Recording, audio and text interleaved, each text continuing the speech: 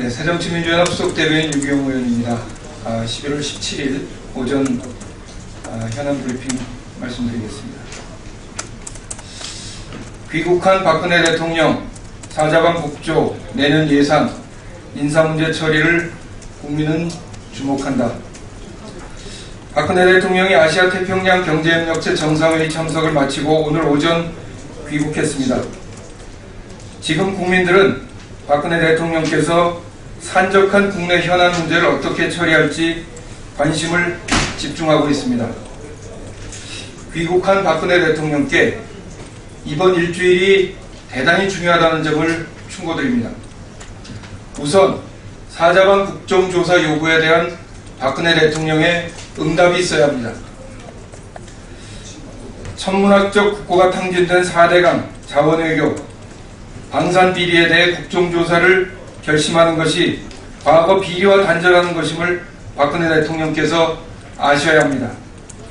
지난 7월 여야 지도부 회동 등에서 대통령도 국정조사를 긍정한 바 있습니다. 다음은 내년 예산안 처리에서 서민복지 예산을 반영하는 것에 대해 박근혜 대통령과 정부가 전향적인 자세를 취해야 합니다. 담배세, 주민세 올리는 서민 증세가 아니라 부자 감세 철회가 재원 대책임을 깨달아야 합니다. 아울러 국민 혈세를 엉뚱한 곳에 낭비할 수는 없습니다. 무분별한 공약사업, 법 개정을 전제로 한 예산 편성, 사자방 비리 예산, 권력 특혜성 예산, 이러한 예산을 삭감하고 서민 복지 예산을 늘리는데 박근혜 대통령과 새누리당은 적극 협조해야 합니다.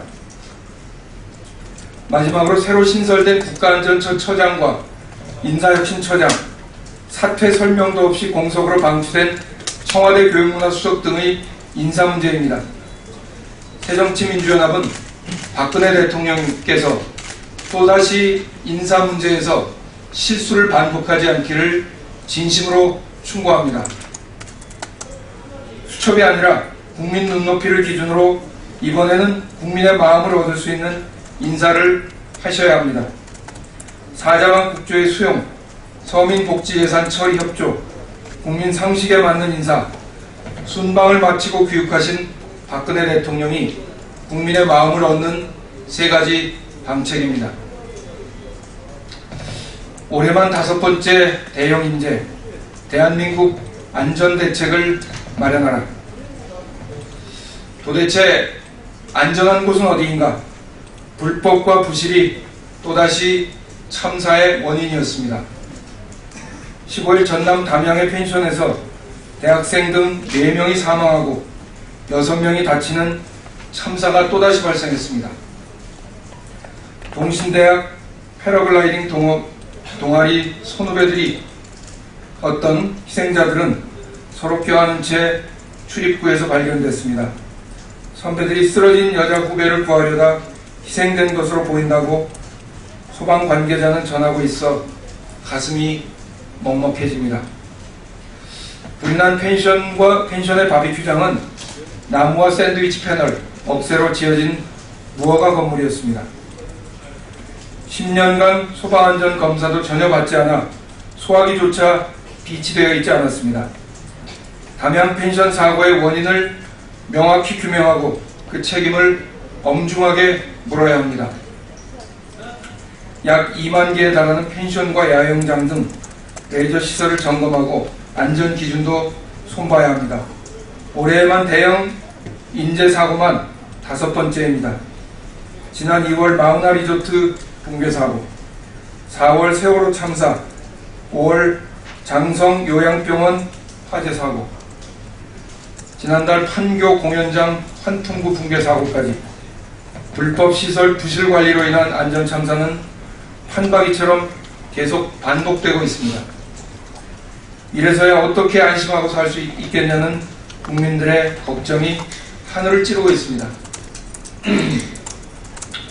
그런데도 이 정부는 늘 무사안일하게 단편적인 대책만 수동적으로 내놓고 있습니다.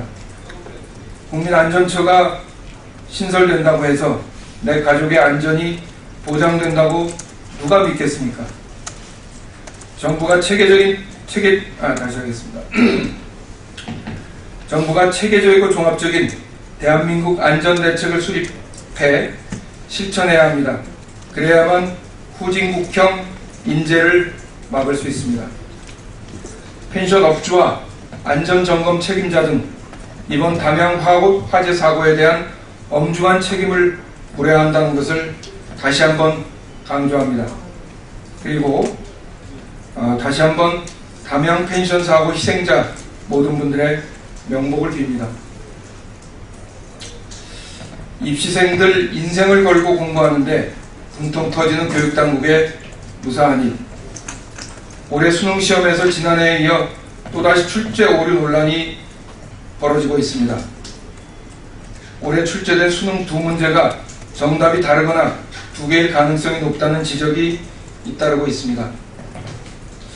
해당 과목의 교사나 전공 교수들이 직접 나서 정답 오류를 지적하고 있는 것은 매우 심각한 일로 받아들여야 합니다. 지난해에도 수능 3개 질의 문제가 논란이 돼 결국 소송에서 출제 오류 판결이 내려진 바 있습니다. 이 과정에서 교육부와 교육과정평가원이 출제 오류를 인정하지 않고 고집을 피우며 책임을 회피하는 동안 학생들의 피해는 더욱 커졌습니다.